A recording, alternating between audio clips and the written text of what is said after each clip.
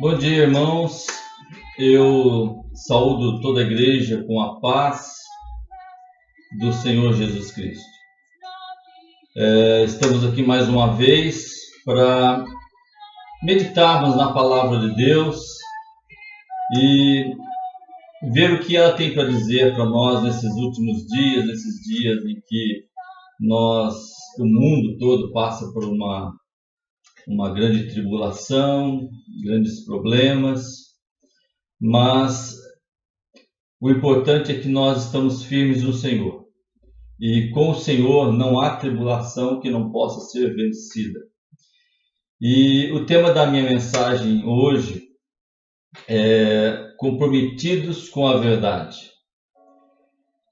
Nós sabemos que nos nossos dias nós temos muito acesso à informação, aliás, muita informação. E às vezes são tantas as informações que nós recebemos, que nós acessamos, que elas às vezes, em vez de nos ajudar, muitas vezes acabam nos atrapalhando, porque criam uma confusão, criam incertezas, e nós sempre buscamos a verdade. E quando eu escolhi esse tema, comprometidos com a verdade, eu quero me basear no papel do cristão em relação à verdade da palavra escrita de Deus. Porque é nela que nós temos que fundamentar a nossa esperança, é na palavra de Deus escrita que nós temos que fundamentar a nossa verdade, aquilo que cremos e aquilo que devemos viver. Muito bem, o que é a verdade? Nós sabemos que essa é uma pergunta que a humanidade vem fazendo há séculos. O que é a verdade? E muitas vezes nós não sabemos responder o que é a verdade. Mas a palavra de Deus, a palavra escrita, ela nos dá uma resposta sobre isso. Eu gostaria de ler um versículo aqui, no capítulo de Lucas, capítulo 1, o evangelista Lucas, capítulo 1, o versículo 4 do livro de Lucas.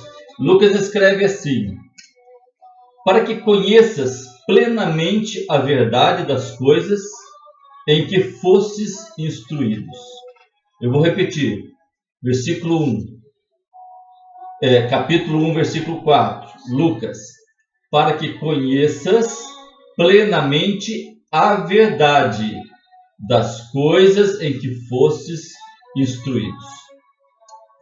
O que eu gosto na introdução do Evangelho de Lucas, do evangelista, é que Lucas, ele não afirma ter sido testemunha ocular da vida de Jesus. E nos dias de hoje, nós percebemos que há muitas pessoas que gostam de títulos. Uns se intitulam apóstolos, outros se intitulam bispo, outros se intitulam pastor, reverendo, e cada um procura um título, e de preferência mais nobre, que dê mais exaltação, para se qualificar como alguém que conhece ou é conhecedor da palavra de Deus. Mas deixe-me dizer uma coisa: Deus não está preocupado com títulos, Deus não está preocupado com a sua posição na igreja, Deus não precisa dessas coisas. A Bíblia diz que nós fomos chamados para servir. Jesus diz que o maior dentre todos aqueles que o seguiam eram aqueles que serviam. Se você serve, se você é um servo do Senhor, então você é maior que os outros. Então nós não temos que disputar títulos para ser alguém. Deus conhece os corações e Deus conhece as pessoas. Então, muitas vezes as pessoas utilizam esses títulos para se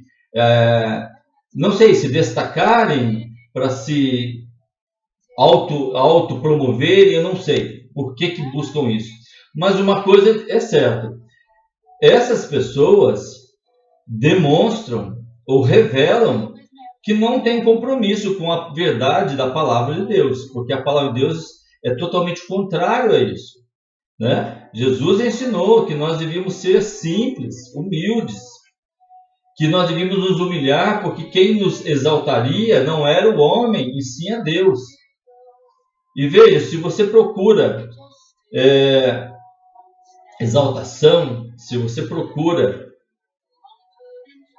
reconhecimento deste mundo pelas suas qualidades, qualificações, como cristão, você está no caminho errado.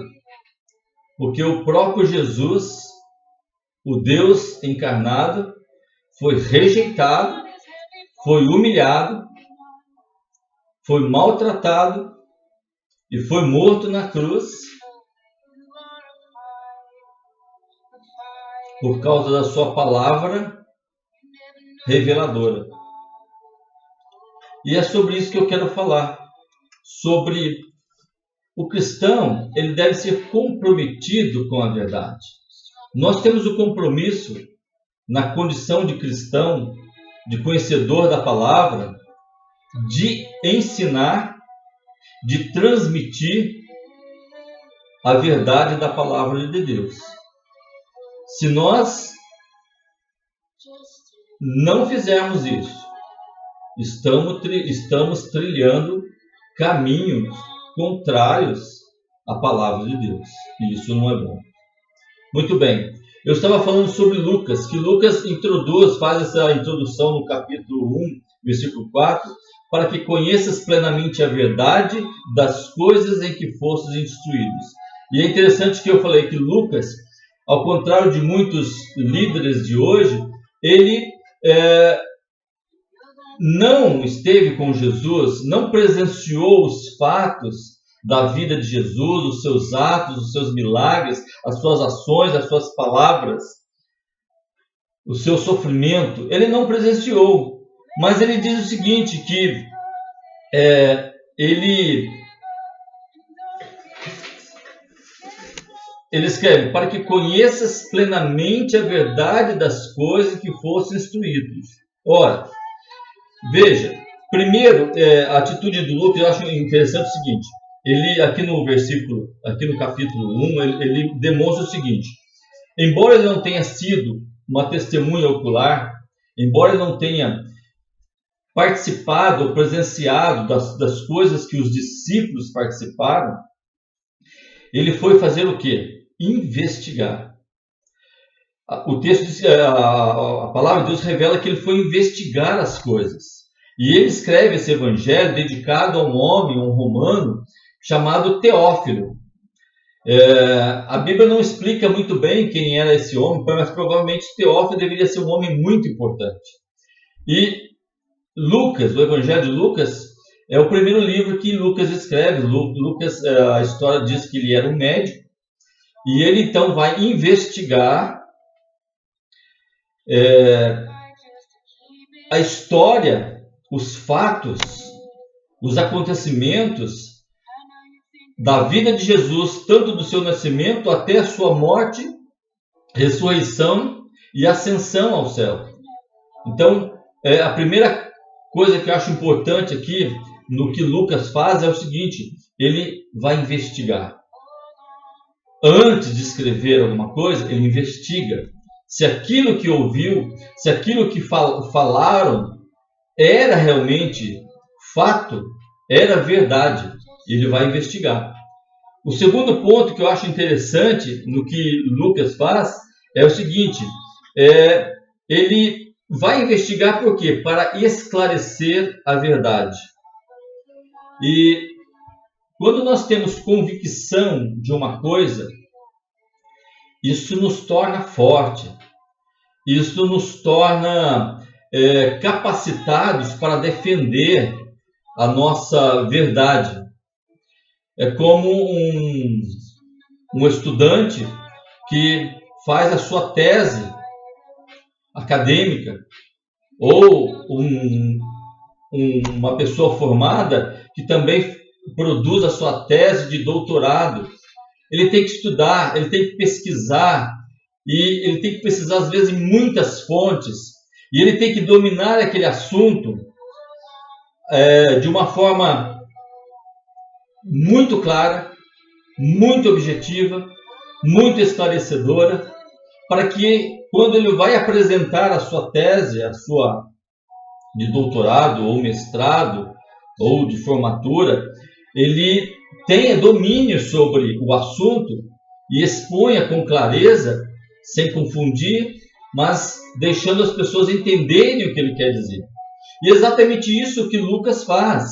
Ele vai pesquisar os fatos para quê? Para que a verdade seja esclarecida. No mundo antigo, as pessoas procuravam esclarecer a verdade através do mito, da mitologia. E o mito nada mais é do que uma narração, ou uma narrativa dos acontecimentos que tentavam descrever, ou esclarecer, ou revelar os acontecimentos do homem, da natureza, dos acontecimentos sobrenaturais, através de deuses, semideuses, heróis, e daí surge então a mitologia. Ela tenta descrever ou nos transmitir a verdade dos acontecimentos através de mitos, né? Isso acontece porque Deus fez assim, ou as pessoas são semideuses que agem assim, e nós temos vários heróis mitológicos, né, da idade mitológica. Na Idade Média, as coisas mudaram. Nós percebemos, por exemplo, que a verdade ela passou a ser um sinônimo de fé. E a igreja, não digo aqui a igreja cristã, porque essa igreja da Idade Média ela se desviou muito ao incorporar a doutrina do cristianismo no evangelho com políticas, e ela mudou muito. Então, ela detinha o domínio sobre o conhecimento, e verdade era sinônimo de fé. E nesse período, muitas pessoas morreram, foram para a fogueira santa, né, a Santa Inquisição, porque se opuseram, porque discordaram dos dogmas da igreja, dos ensinamentos da igreja, daquilo que a igreja detinha e impunha como regras de fé, como regras de conhecimento político, científico, teológico. É interessante que nesse período nós temos um homem que conseguiu, porque nessa época, deixa eu explicar, existia um dos dogmas da igreja, era que a Terra era o centro do universo. Deus criou o homem, Deus criou a Terra, e Deus colocou o homem na Terra, portanto a Terra era o centro do universo. E isso tem uma certa lógica quando nós lemos o livro de Gênesis.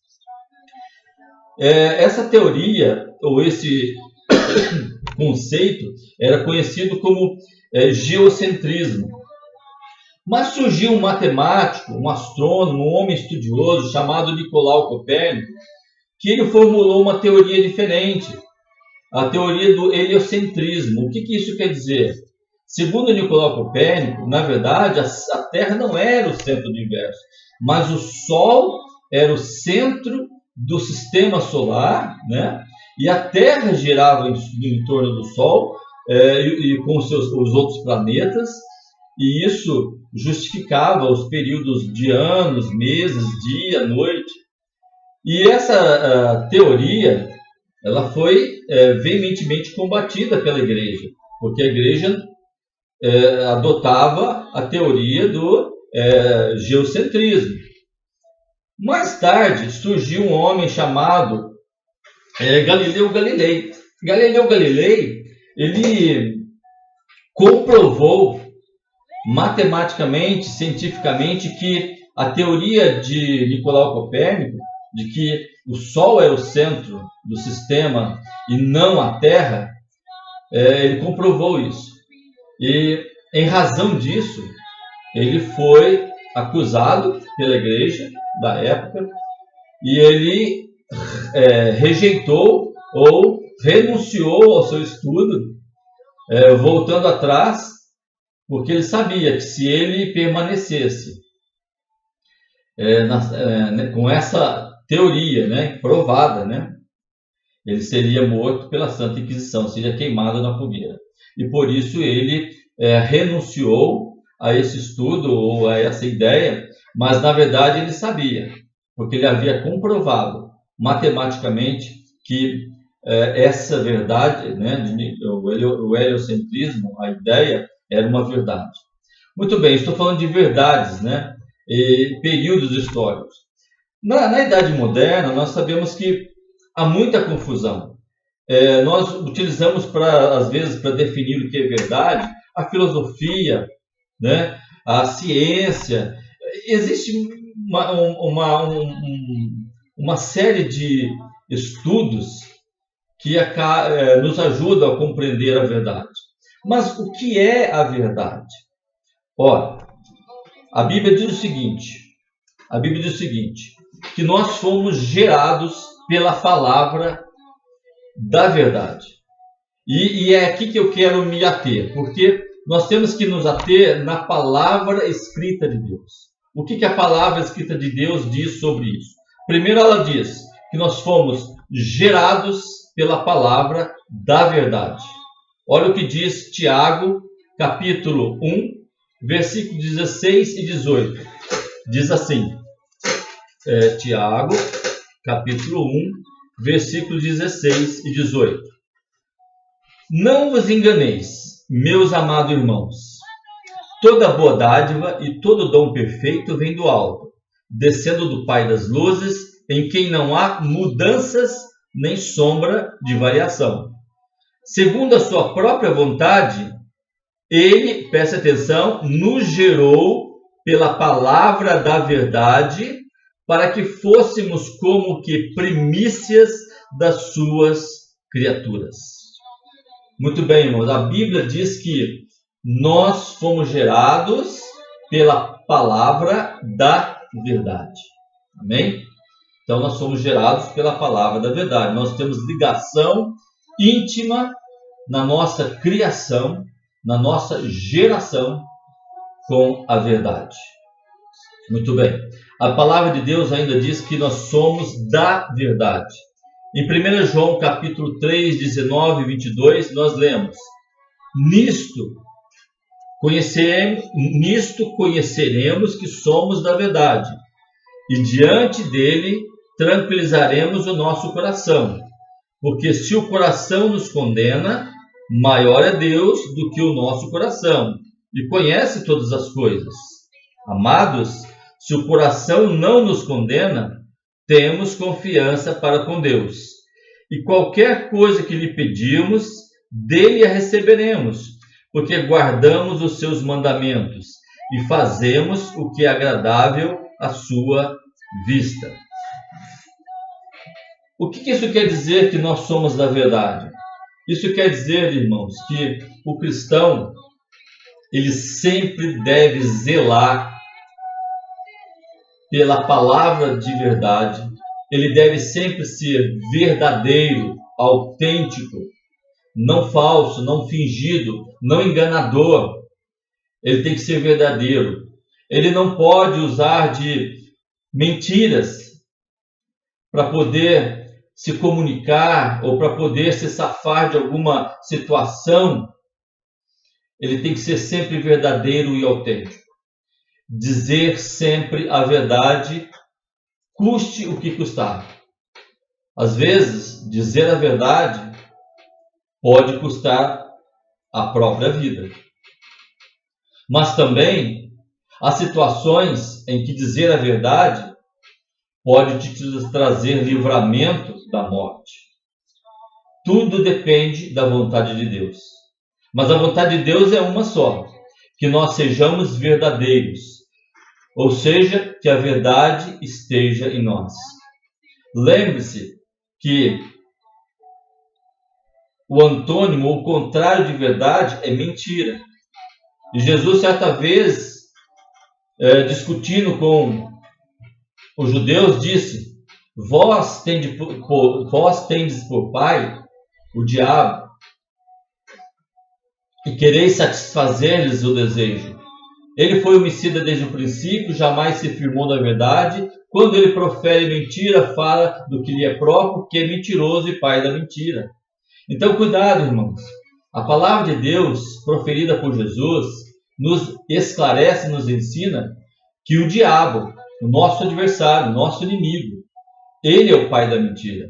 Por isso que a Bíblia diz que nós nós fomos gerados pela palavra da verdade e que nós somos da verdade. E outra coisa que a Bíblia diz também, que nós devemos ser cooperadores da verdade. Em 3 João, capítulo 1, no versículos 5 e 8, nós lemos: amado, procedes fielmente em tudo o que fazes para com os irmãos, especialmente para com os estranhos, os quais diante da igreja testificaram do teu amor, aos quais, se os encaminhares na sua viagem de um modo digno de Deus, bem farás, porque por amor do nome saíram, sem nada aceitar dos gentios. Portanto, aos tais devemos acolher, para que sejamos cooperadores da verdade. João está dizendo que nós devemos ser cooperadores da verdade, que nós devemos acolher aqueles que falam a verdade. E aqueles que falam a verdade são exatamente aqueles que estão do nosso lado, são aqueles que reconhecem Cristo como Senhor e Salvador da sua vida, são aqueles que seguem as regras de fé da palavra escrita de Deus, porque eles vivem da verdade, eles são verdadeiros, são autênticos. E a palavra diz que nós devemos então ser cooperadores da verdade. O que é ser cooperadores da verdade? É em todos os momentos ser verdadeiro, sempre falar a verdade, nunca enganar, nunca falar meia verdade, mas sempre a verdade completa, sem subterfúgios, sem enganos, sem rodeios. Jesus disse certa vez: seja o vosso falar sim, sim e não, não, porque o que disso proceder, né, que for além disso, procede do maligno. Então, seja quando alguém disser para você: você tem isso, você pode me fazer isso, diga: sim, eu posso, não, não posso. Às vezes dizer não, irmãos, é necessário. Às vezes necessário. É ruim, é uma coisa desagradável, às vezes parece que sim. Mas é melhor dizer não e ser verdadeiro do que dizer sim e ser falso. Aprenda a dizer não e aprenda a dizer sim. Que a sua palavra seja sim ou não. Que passar disso, irmãos, não procede de Deus. Muito bem. Prosseguindo, a Bíblia diz que nós devemos manejar bem a palavra da verdade. O que é a palavra da verdade? A palavra da verdade, irmãos, nada mais é do que a palavra de Deus, a palavra escrita. Em 2 Timóteo 2,15, nós lemos: procura apresentar-te diante de Deus aprovado, como obreiro que não tem do que se envergonhar, que maneja bem a palavra da verdade. O bom obreiro é aquele que, por praticar a palavra da verdade, por ser verdadeiro, por ser autêntico, ele está aprovado diante de Deus. E a pergunta que eu me faço é: eu estou aprovado diante de Deus? Será que a minha vida tem sido aprovada por Deus? Naquilo que eu falo, naquilo que eu ensino, naquilo que eu creio, naquilo que eu digo, naquilo que eu converso com as pessoas? Será que há verdade? Será que há autenticidade? Será que há honestidade? Essa é uma pergunta que eu tenho que fazer para mim e eu tenho que responder para Deus, e o Espírito Santo trata comigo. Mas todos nós, como cristãos, temos que fazer esse tipo de pergunta de vez em quando. Eu estou sendo ou estou aprovado diante de Deus? Como é que está a minha vida? Muito bem. A palavra de Deus ainda diz o seguinte, que nós somos santificados na verdade. Olha o que diz João, capítulo 17, versículos 14 a 17. Eu lhes dei a tua palavra, Jesus orando, e o mundo os odiou, porque não são do mundo, assim como eu não sou do mundo. Não rogo que os tires do mundo, mas que os guardes do maligno. Eles não são do mundo, assim como eu não sou do mundo. Santifica-os na verdade, a tua palavra é a verdade. Jesus está orando. E Jesus, interessante que ele ora dizendo, olha, eu rogo por eles. Não rogo ou não oro por eles, para que eles sejam tirados do mundo, mas que eles sejam guardados no mundo do maligno. E ele diz que, no último versículo, santifica-os na verdade, a tua palavra é a verdade. Irmãos, como cristãos, no mundo de hoje, nós não precisamos de outra verdade, senão aquela que já foi revelada pela palavra escrita de Deus. Essa é a nossa verdade. É nela que nós temos que fundamentar a nossa fé, a nossa esperança, as regras de fé que nós cremos, os princípios orientadores da nossa vida, tudo que você procurar para direcionar a sua vida em direção ao céu, às portas do céu, você vai encontrar na palavra escrita de Deus. Por isso que nós temos que lê-la. Não foi o que eu falei agora há pouco, né? Que nós devemos manejar bem a palavra da verdade. Como é que se maneja bem a palavra da verdade? Conhecendo a palavra de Deus. Como é que eu conheço a palavra de Deus? Lendo-a, estudando-a. As pessoas querem conhecer a palavra, querem ser pastores, evangelistas, ministros, mas muitos não leem a Bíblia. Um absurdo. Eu li uma pesquisa um dia desse na internet, uma pesquisa feita por uma igreja, num site teológico, que fizeram uma pesquisa com pastores, ministros, esses líderes religiosos, e vocês não têm ideia do percentual baixíssimo de pessoas, de líderes, que se dizem líderes, que nunca leram a Bíblia inteira. Isso é lamentável.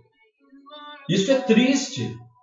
E é por isso que nós vemos tanta heresia sendo ensinada nos dias de hoje, que são sinais do tempo. Jesus disse que isso aconteceria.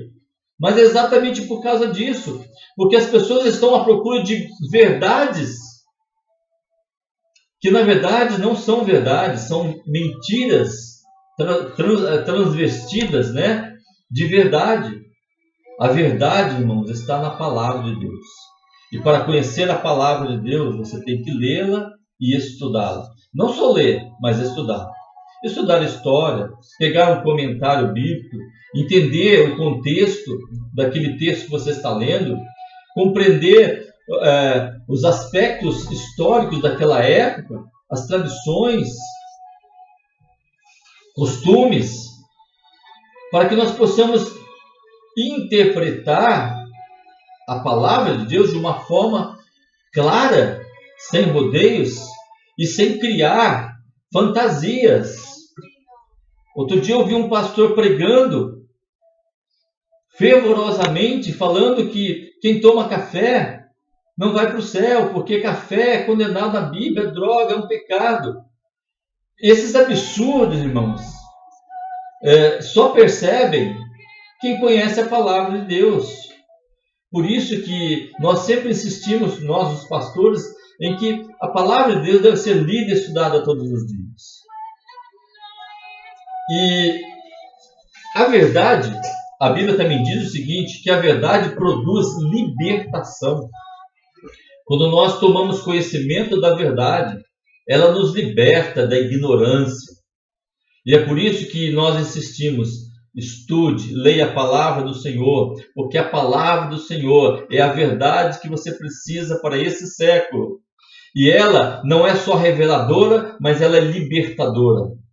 Olha o que diz João, capítulo 8, versículo 29 e 32. E aquele que me enviou está comigo. Não me tem deixado só, porque faço sempre o que é do seu agrado. Isso são palavras de Jesus. Falando ele essas coisas, muitos creram nele. Dizia, pois, Jesus aos judeus que nele creram: se vós permanecerdes na minha palavra, verdadeiramente sois meus discípulos, e conhecereis a verdade, e a verdade vos libertará. Muito bem. Entendem que Jesus disse? Se nós permanecermos naquilo que ele ensinou, e a sua palavra é a verdade. Se nós permanecermos nessa palavra, nessa verdade, essa verdade nos libertará. Nos libertará, irmãos, da ignorância. Nos libertará do pecado. Nos libertará da altivez, da arrogância. Nos libertará, irmãos, de todos os frutos que são produzidos pela carne. Mas nos dará, pelo Espírito Santo de Deus, os frutos do seu Espírito. Por isso, irmãos, é que a palavra de Deus é libertadora. Deixe-me contar uma história rapidinho. Não sei se vocês já ouviram falar, mas há um cidadão americano, um negro, chamado Ark Williams. Ele é de Louisiana e ele participou daqueles show de talentos norte-americano. E esse homem, esse cidadão, em 1982, ele foi acusado, ele era do estado de Louisiana, ele foi acusado de violentar uma mulher e esfaqueá-la. E foi acusado injustamente, porque na época 3 testemunhas disseram que no horário dos acontecimentos do crime, Ark Williams estava em sua casa. Mas mesmo assim ele foi acusado, foi condenado à prisão perpétua. E esse homem permaneceu na prisão por 37 anos. Até que, há pouco tempo, o caso dele foi revisto e o exame de DNA o inocentou. Mas esse homem permaneceu 37 anos encarcerado, injustamente, por um crime que não cometeu, sendo responsabilizado pela culpa de um desconhecido, um criminoso desconhecido. Mas o que eu achei interessante é que, perguntado como ele conseguiu lidar com essa situação, ele disse: eu estava preso no corpo, mas a minha mente estava livre, porque ele sabia que ele era inocente, porque ele sabia que ele não tinha cometido nenhum crime. Irmãos, esse relato me fez lembrar da história que está em João, capítulo 9, salvo engano, que fala sobre a cura de um cego de nascença. Essa história é muito interessante, se vocês puderem ler depois, porque ela conta a história de um cego de nascença, que nasceu cego, e Jesus o curou. E aí os judeus interrogam os seus pais, e os seus pais com medo, porque naquela época, quem dissesse que Jesus era o Messias ou que era o Filho de Deus, era expulso da sinagoga, era expulso da sociedade judaica. E ser expulso da sinagoga, da sociedade judaica, era o mesmo que ser marginalizado, é o mesmo que ser desconsiderado como um cidadão. E os seus pais são interrogados sobre esse acontecimento, e os seus pais, com medo, dizem: pergunte a ele, ele tem idade para responder, né? Porque não ousaram, por causa do medo, em dizer que aquela cura foi uma cura milagrosa que Jesus havia operado na vida do seu filho, que nascera cego. Mas é interessante que esse cego, no final dessa história, desse capítulo, Jesus se encontra com ele, e depois ele sai dando testemunho, e ele é interrogado também, e ele fala: uma coisa eu sei, é que eu era cego e agora vejo. Essa é a grande revelação, essa é a grande verdade. Quando nós somos confrontados com a verdade, quando nós somos libertados pela verdade, ninguém tira isso de nós. Você pode ser encarcerado, você pode ser crucificado, você pode morrer martirizado. Mas, irmãos, ninguém vai tirar a verdade de que você nasceu de novo, de que Jesus é a porta, o caminho, a verdade e a vida, e de que ninguém chega ao céu senão por Jesus. Essa é a grande revelação. E Jesus é a grande verdade, é a grande revelação. João capítulo 14, 1, 6 diz assim: Jesus dizendo: não se turbe o vosso coração, crentes em Deus, credes também em mim. Na casa de meu Pai há muitas moradas. Se não fosse assim, eu vos teria dito: vou preparar-vos lugar. E se eu for e vos preparar lugar, virei outra vez e vos tomarei para mim mesmo, para que onde eu estiver, estejais vós também. E para onde eu vou, vós conheceis o caminho. Disse Tomé: Senhor, não sabemos para onde vais, e como podemos saber o caminho?